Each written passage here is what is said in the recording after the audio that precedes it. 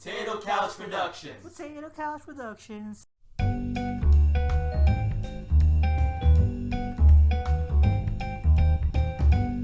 Hey everyone, this is Prince, and today I'm reviewing From Dusk Till Dawn the series, Season 1.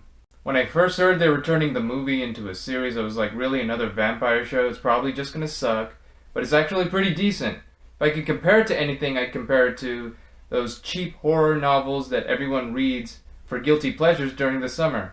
And hey, for the two of you who still read, you know exactly what I'm talking about. The original film was written by Quentin Tarantino and directed by Robert Rodriguez, two of my favorite film directors.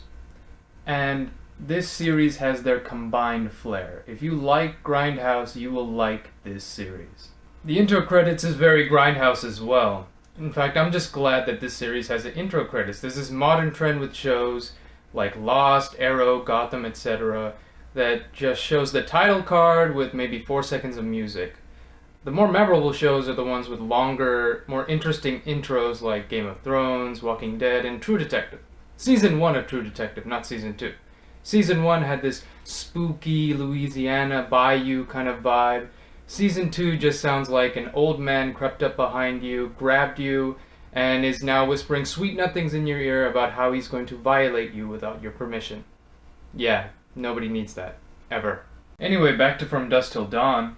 I saw an interview with Robert Rodriguez where he said that if the film were the short story, then the series is the expanded novel. And that's exactly how it feels. The characters are more fleshed out, they have interesting backstories, you might actually care whether they live or die, and the origins and mythology of the vampires are delved into in depth as well. These aren't your ordinary run-of-the-mill vampires either. These are Aztec vampires. They're more snake-like than anything else. When their fangs pop out, they unhinge like snake fangs, like and when they're in their full vamp form, there's scales all over their body. It's pretty cool. There are even rules to their special abilities that are never spoken out loud but implied through scenes that are shown. First 3/4 of the season feel more like a crime story than anything else. The supernatural is there, but is hiding in the background, waiting to pounce on our protagonist. It's not until they reach the bar that all hell breaks loose and the show molds into something else entirely. Although, not really, since you already knew this was a vampire show. And speaking of our protagonist, the Gecko brothers feel like Tarantino characters living in a Robert Rodriguez world, in that they're hard to root for, at least initially. As with most characters in crime and noir fiction, they are morally gray or morally bankrupt. Either works in this case. The Robert Rodriguez world that these characters inhabit should be familiar to anyone who has seen any of his films. All his usual trademarks are here, from Mexican-American culture to ultra-violence, self-aware humor, and movie references. So if you like films like Sin City, Machete, Desperado, and of course Planet Terror, you'll feel right at home here.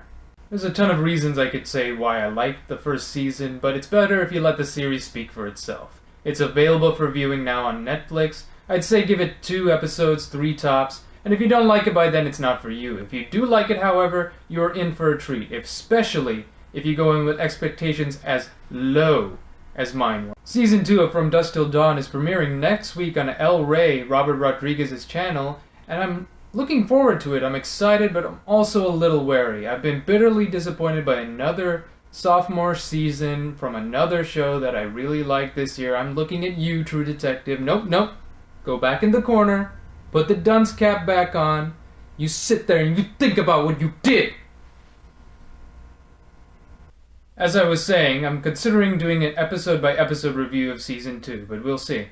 Well, if you enjoyed this review, like, comment, subscribe, and be sure to tune in to Potato Couch Productions' YouTube channel for more. Later.